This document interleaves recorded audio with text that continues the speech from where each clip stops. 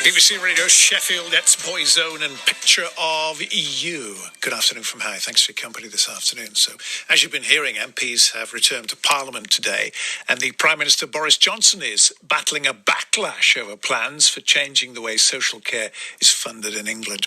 Many prominent Conservatives are angry he's considering increasing national insurance rates because of the impact it would have on working people. Labour is saying it'll set out its own plans for social care before the next election, and that using national insurance isn't the answer. So, what is? Dan Archer runs Visiting Angels, a home care company in Sheffield. Dan, good afternoon to you. Howie, hi, good afternoon. How are you? Very good. Hope you are as well. So politicians, Dan, focusing at the moment then on how we pay for social care. What do you make of it all? Well, I guess, Howie, from my side, this is something that's been happening for sort of 10 or 15 years now. Politicians talking about and thinking about how it might be paid for, and infighting within political parties about how potentially it might be funded. And in the meantime, what's happening is that there are more and more elderly people in society needing more and more care in a home setting. So really the time for talking about this is a long time done. People need to act on it now. I mean, it's a difficult period, isn't it, trying to think of the actual amount of money that's needed to actually bring the social care sector back up to where it should be. Is it years of neglect that's caused all this? It's difficult. It's difficult from my perspective, I think, just to think of it purely in terms of money, because the reality is you don't fix a leaking bucket by filling it with more water. You need to actually repair the bucket as well. And there are some fundamental issues in the care sector. At Visiting Angels, we treat our caregivers very differently. We think 0-hour contracts are wrong, so we don't have them. We think that carers should be paid for their time in between visits, so we pay them for time in between visits. And we absolutely believe that minimum wage is not enough for the valuable work that carers do in society. Now, all of those things require money, but they also require a provider to prioritise its care staff in a way that means they get the money that comes along, so that money actually makes its way into the hands of the people that really need it, who are the carers delivering care and support. And I think, as a society, what we need to be looking at really here is that the number of people needing support at home and the complexity of the support that they're needing means that a lot of the work being done by social care staff now is more complex, it's more detailed, it takes more time, and we can't just be thinking about social care in the way we did 10 or 15 years ago. You could argue 10 or 15 years ago, a lot of what the social care sector was doing was assistance in relatively basic things. But, many of the conditions that we're supporting clients with now are complex conditions. And as a result of that, the work that my carers are doing is complex work. So we really ought to be reflecting that, thinking of them a little bit more like nurses, I think. Agree what you say. Obviously, you said, it's not just about money at the end of it, but the money has to be coming from somewhere. Well, what do you think would be the best, most sustainable and fairest way to actually fund social care? Well, I think we need to be under no illusions that the money is coming from somewhere already. Families are already having to find ways to pay for this. And one of the things I have to say, it's a tragic reality of the home care sector, is that there are many providers who do work for local authorities and then will charge a private client more than they charge the local authority. And in that situation, the private client is actually subsidising the council contract. People who are paying privately for their own care are in some instances subsidising council contracts because the money is not available through local authorities for councils to pay more. So there needs to be a reassessment of the way care is bought. There needs to be a discussion with regard to the way care is commissioned. I think some local authorities believe that it's possible to commission care in bulk, and therefore by buying a lot of care, they should be entitled to a discount in the care that is provided. But, as a home care provider, everything I do is measured on an individual basis. We produce person-centred care plans for individuals that we support with their personal needs. So, we're not making sweeties that can be mass-produced and therefore discounted for bulk. It is an individual service provided to individuals, and it needs to be thought of in that way. So, as I say, I think it's really wrong that there are some people at the moment receiving private duty care to providers who also do work for councils, and in essence they are in effect subsidising council contracts. So there's a discussion needs to happen around that. There absolutely needs to be a discussion with regard to the way that caregivers are treated, because 0-hour contracts are wrong.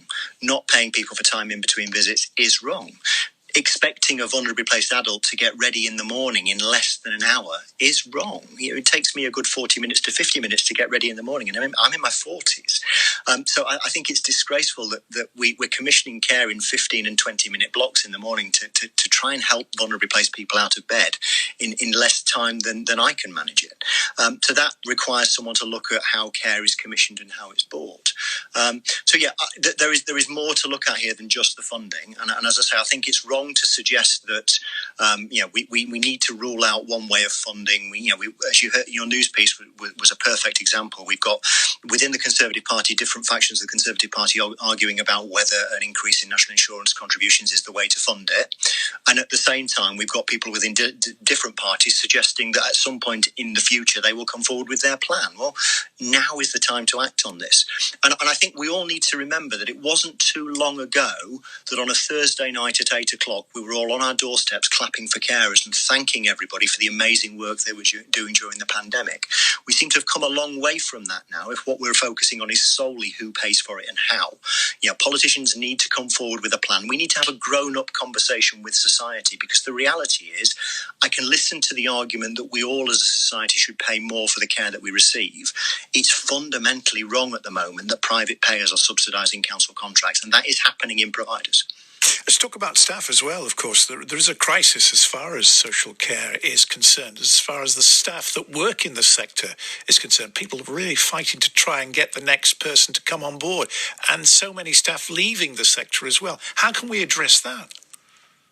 Well, and again, I think from our perspective, we're in a different position, because as a business we took a decision to love our carers.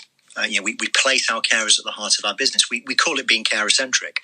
So our caregivers are the most important people in our business. It's impossible for my team to support someone well unless we've got well-motivated, well-engaged people working for us. And I'm genuinely so proud of the amazing work that my caregivers have done over the course of the last 18 months. But unfortunately, we are relatively unique. Most providers don't think our way.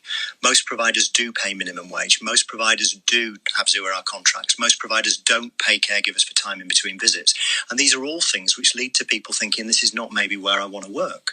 Now, from my side, very happy for any of the people that work in social care to come to Visiting Angels and experience the love that we can provide to them.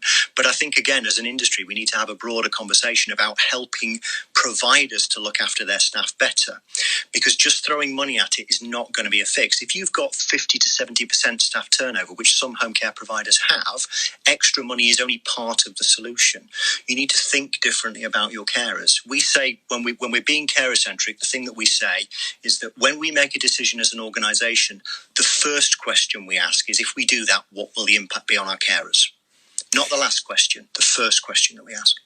As somebody who obviously runs a company in the care sector, politicians of every party, they've been talking about social care, haven't they, for years and years and years. Now the system needs to be overhauled for decades. Why? It must be really, really frustrating for you that nothing has happened yet. Yeah, well, it is intensely frustrating. I think my first exposure to it was back in 2011, so that's 10 years ago, where I was in Westminster. I was meeting and talking to politicians, and we were lobbying on what became the 2014 Care Act. And as a piece of legislation, the 2014 Care Act does allow people the right to choose who provides their care, but many people in society don't know they have that right. And this is the problem, I think, when it comes to talking about politicians. Centrally, decisions can be made, but unless those decisions are explained to the man in the street, the people who are actually involved in finding care for their loved ones, they don't know what they're entitled to. It is frustrating that we don't seem to be any further forward. It's frustrating that we haven't got a coherent plan. Clearly, if for the Prime Minister to stand on the doorstep of Number 10 and say in 2019 that he had an oven-ready plan for social care, pretty much, that can't be the case when he's facing a backlash from his own party in terms of how it's funded. And the bigger issue for me, I have to say, is unless you know what you're funding, how can you know whether what's being proposed is going to be enough?